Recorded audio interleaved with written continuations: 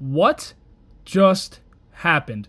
The Boston Celtics were up by a commanding lead of 20 points in the first game of the Eastern Conference semifinals at home against the New York Knicks, which ended up leading to an overtime loss by 3 points to that New York Knicks team. And what does this look like going forward to the Boston Celtics, as they did not shoot the ball great, but they have a tough team in the Knicks ahead of them, where a lot of people counted them out. And with the Celtics coming off a 1-week break between series, this is never an easy game to start off a series with that much time off. Hello, everybody, and welcome back to another video here on Celtics Digest. I'm Patrick Billings, and this was a tough game for the Boston Celtics, as, like I said, they were on 1 week's break, a couple injuries to deal with, and a lot of guys getting some very well-needed rest going into this series. But the New York Knicks were able to turn things around in that second half and take advantage of the Boston Celtics, who did not shoot the ball well to start that second half and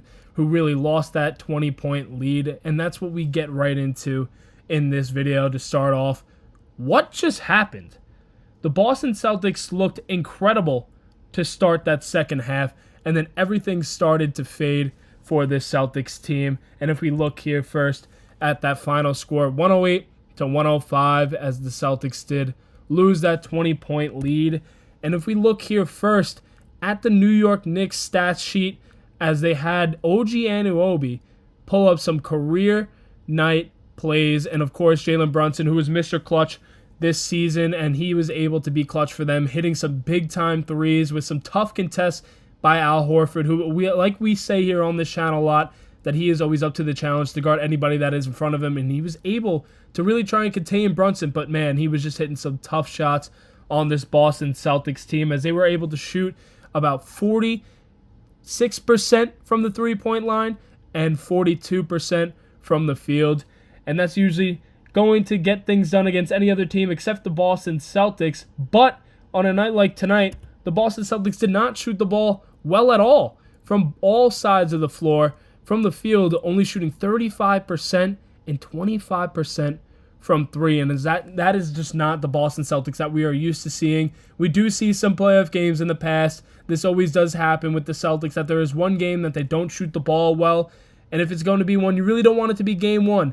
But it was only a 3-point loss if we could go back and look at just the scoreboard itself and what the Celtics need to learn on. There were a lot of mistakes that happened and a lot of shooting threes. In that third quarter, I believe they only had one 2-point attempt, and the rest were all 3-pointers. So some changes to be made, but the Celtics aren't going to be missing a lot of those shots as of often, as we know how good this team is shooting the ball historically from three this year, with the most attempted and the most made.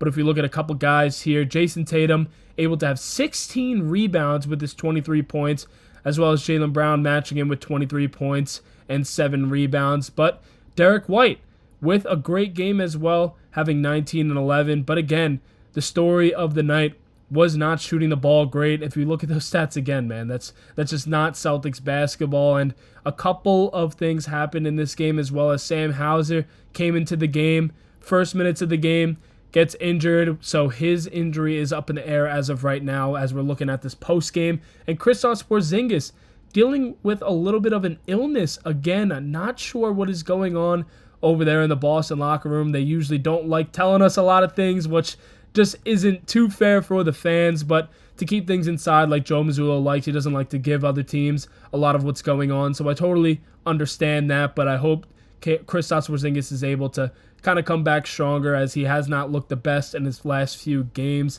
But we keep talking about it. It's that second half. And I mean, someone take the lid off of the rim. The Celtics just could not seem to find any type of shot fall in that second half, and that is what turned the Knicks game around for them, as they were able to pull off that 20-point comeback.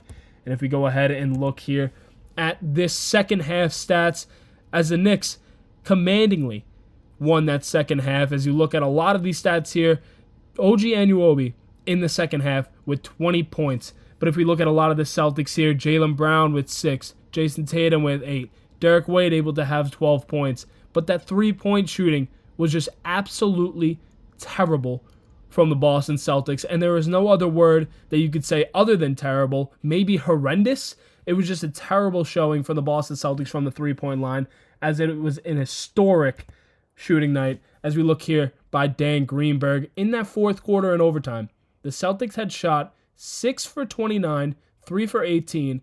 That's 20 and 60%.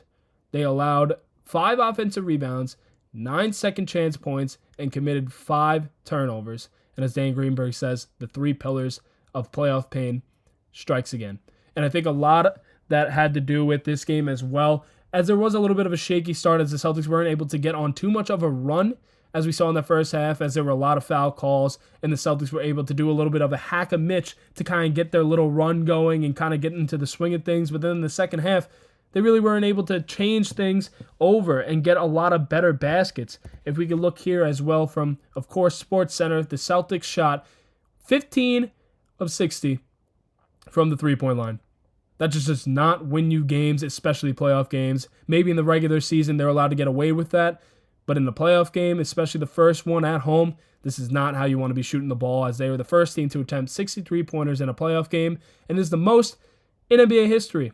This is not the type of NBA history that you want to be setting, especially like a team from the Boston Celtics, but you can only expect them to bounce back from this one.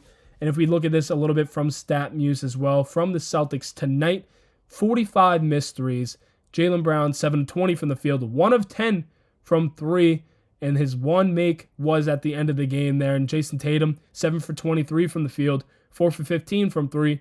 Derrick White, 6 for 18, 5 of 16 from 3. And Kristaps Porziņģis, only 13 minutes played.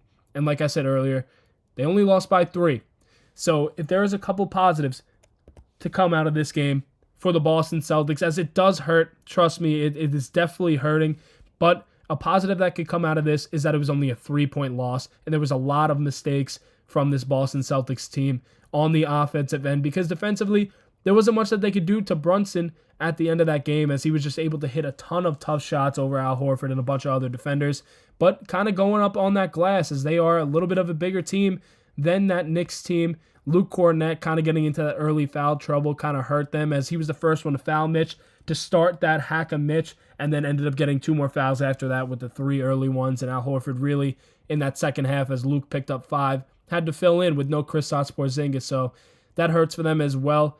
But if you know the Celtics, they aren't usually going to shoot this bad 2 games in a row, let alone a couple games later. This doesn't happen too often, so the Knicks were really able to pull this one out, and the Celtics have a little bit of a chip on their shoulder kind of going into this next one, as this is going to be a long series. A lot of people thought that it would be another way, but the Celtics are one of the best NBA road teams in history, so there's a lot to think about moving forward with this Celtics team. Even if it's losing from game 1, you can't really get too hard on these guys. They are going to pull something together, as they usually bounce back from losses very, very well. Went up against that tough Magic team who are a lot better defensively, and they weren't shooting the ball well from 3 with them, and they learned how to win those games without the 3 ball. And I think that's something that they're going to touch on well in this next one, game 2, back at home, to kind of even up this series at 1-1 against this Knicks team. And guys, if you liked what I talked about in this video, please go ahead and drop a like and drop any comments on what you guys think that the Celtics team is going to do. Do you think they're going to come out this cold again in another game on Wednesday? And what do you think needs to change for the Boston Celtics, as it looks like Sam Hauser was injured? We're not sure about what it's looking like for him next game, and Kristaps Porziņģis as well, up in the air. They played a lot of games without him. But what does this team look like going forward, guys? Let me know in the comments. And with that being said, see you guys in the next one, and go Boston Celtics.